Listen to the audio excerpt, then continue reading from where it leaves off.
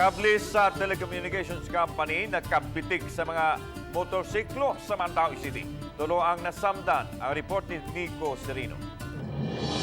Mao kini ang kable sa telco nga wa damha nga makaamong sa mga motorista kagabi sa may Lugarta Street, Barangay Subang Dako.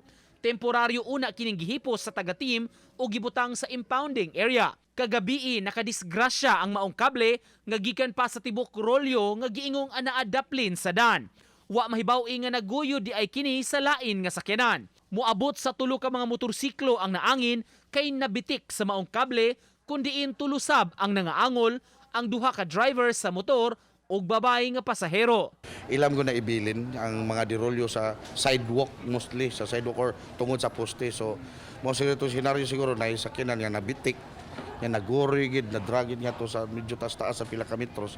So, tibuok rolyo mo nakasabod sa nagsunod sa mga motor. Gumikan sa hitabo, gitigom kaganiha ang mga milangkob sa Technical Infrastructure Committee. Sila ang mga sakop sa Multi-Sectoral Committee sa syudad ug mga public utility providers nga maoy na nag-iya sa mga linya ug kable sa kadalanan. Taod-taod nang milusad ang syudad ug clearing operations sa mga dangling ug spaghetti wires.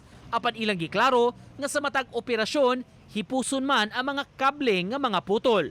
Sa insidente kagabi, rolyo sa kable sa internet provider ang natandog. Ang uban naman tayo natos poste, ang mga rolyo, pero naay uban ibilin tungod sa katako ba. Dila na masanggit nila, ibilin na lang sa ubos.